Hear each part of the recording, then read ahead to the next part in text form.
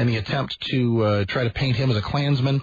Hank Jr. mouths off on Fox and Friends, says that Obama playing golf with Boehner is like Hitler playing with Netanyahu, just probably got himself fired off ESPN's Monday Night Football intro. He was an idiot. He deserved it. 7 or 8 other things that have been just my agenda, and you reacting to it, which I love. Folks hop on every once in a while with just things that occur to them, and we always like to let them do so. And so here once again for a return engagement, the Oracle of Prosper, it's Kenny. How you doing, man? Doing pretty well. Thanks for having me on again. What you got for us this time? Well, I wanted to briefly summarize where we left off and then move into a related topic of limited government. Very good. Okay. I said Elena Kagan said in her confirmation hearing that the courts would be wrong to strike down laws they think are senseless just because they are senseless. Right. And my view to that was that the First Amendment was designed to prevent laws that are based in faith. And what that means mathematically, not colloquially, is that it's designed to prevent laws that are senseless. And exactly. We went through the semantic discussion of and you don't mean senseless as derisively, not in a derogatory sense. Right? Yeah, but I don't begrudge anyone their faith. Right, but you do have to live in the world that exists, and if you say is senselessness good, we need a synonym. We need something. I don't know. Let's call it something demonstrable, something empirical, rather than something that's an article of faith. Right, but the reason that's important is a lot of Christian conservatives have a problem perceiving the following fact: Marxism is a faith-based belief system. Meaning in factual, mathematical terms, it is a religion. Okay, well, I know what you mean about the religious style fervor that one can have for Marxism, but tell me what you mean. What I mean is, if you read the Commie Manifesto, as I like to call it, right, it doesn't make any sense.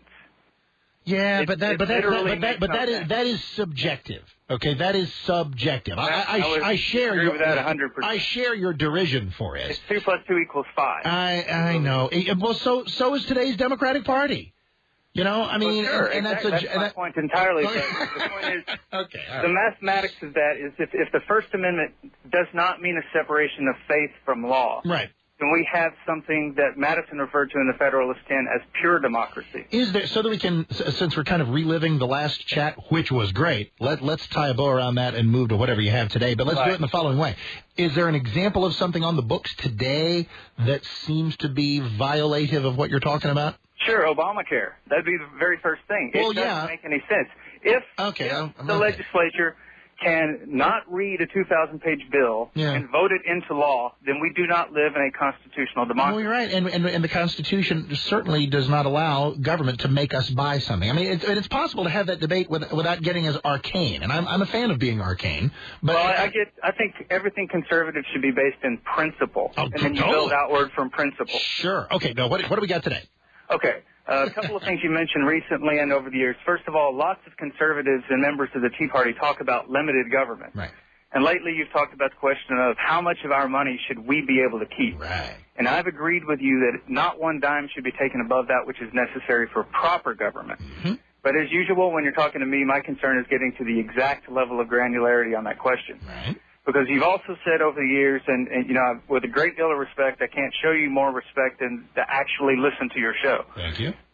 You've said over the years something like, if a local government wanted to make a law against eating bananas, that would be perfectly constitutional. Absolutely right. Exactly. Mm-hmm. Okay, well, they can. It's not unconstitutional to do that. It might be crazy, but it's not unconstitutional. It is unconstitutional. I'll tell you why. Right. You're making the exact error that Alexander Hamilton warned us would be made in the Federalist 84 if we were to have a Bill of Rights. And let me summarize his position. He wrote that we the people surrender nothing, and as we retain everything, we have no need of particular reservations.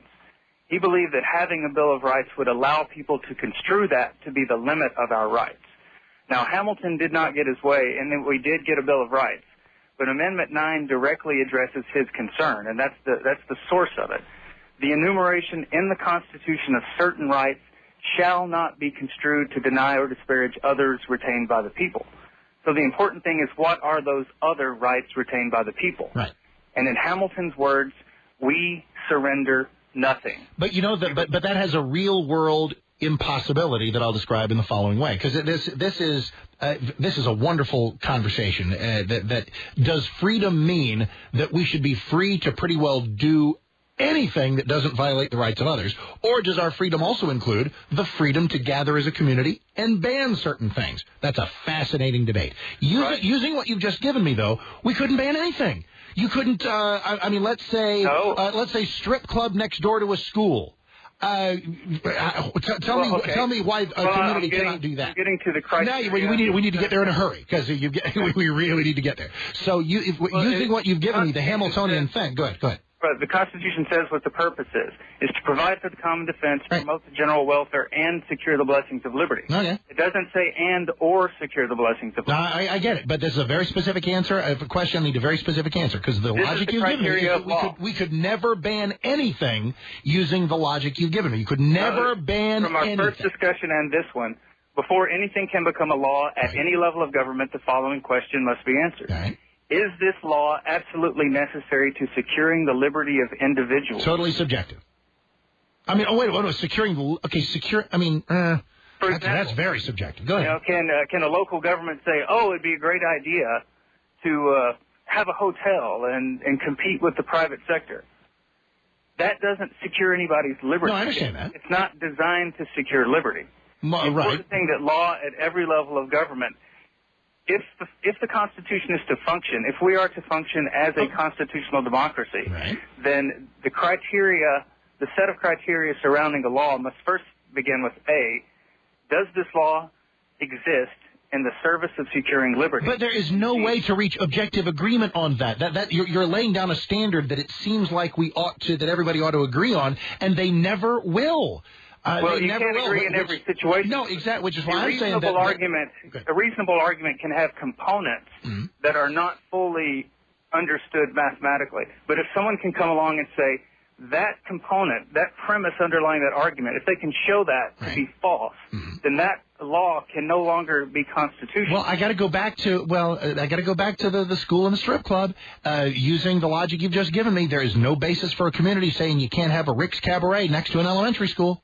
No, if a group of people can argue why that would be a bad idea and argue it reasonably... That's not what you're saying. Our liberty. Okay, I would suggest that the libertarian, the hardcore libertarian, would probably say strip club has a right to be next door to the school if there's an empty tract of land. It may, but the type of advertising outside may not fall within that. Well, isn't that don't they have a liberty to have a woman's breast hanging out on that sign right next to the elementary school too? Hey, it's our liberty. That's what happens when liberty does not have. If someone can make a reasonable argument against reasonable, I think in that case,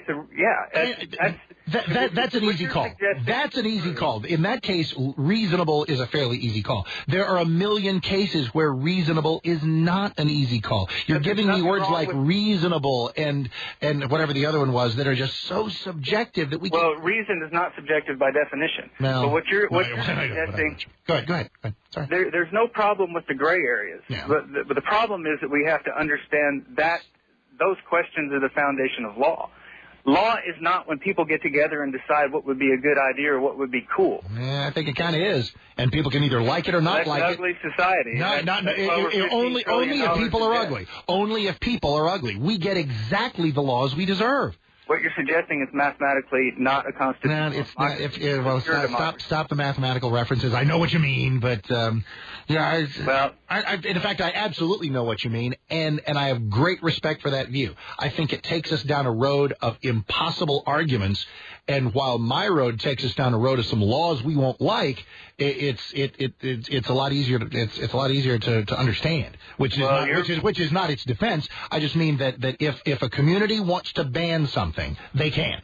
They can ban anything they want except, your religion, your gun, the things that you are constitutionally protected against having people banned.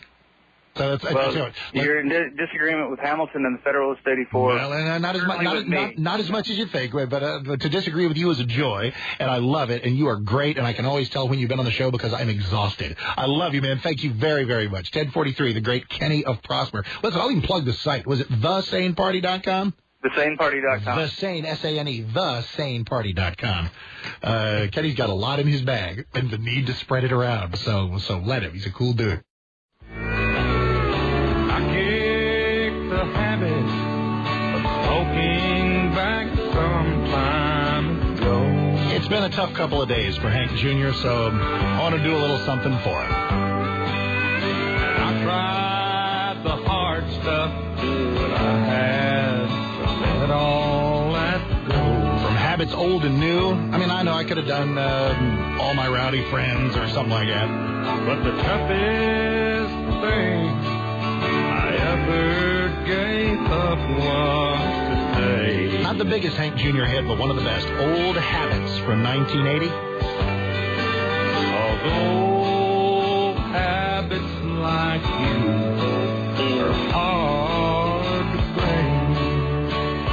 You're not likely to be hearing Hank Jr. on Monday Night Football anymore after the Obama-Hitler loose comparison there. So maybe we'll throw down some Hank Jr. around here. Not out of defense for his tortured reference on Fox and Friends, because it's just don't be stupid enough to throw Hitler down. Just don't ever go there. Here's example number 743 of somebody who gets in trouble for invoking Hitler. Anyway. All right, but anyway, he's taking some tough punches on today's show. So from 1980, little Old Habits. 214-787-1820. We are in Waxahachie. Don, Mark Davis on WBAP. Hi. Hey, how you doing, Mark? Very good, thank you. Man, I really did like your last guest on. He knows what he's talking about. Isn't he something? That's just an interesting guy. Oh, I tell you.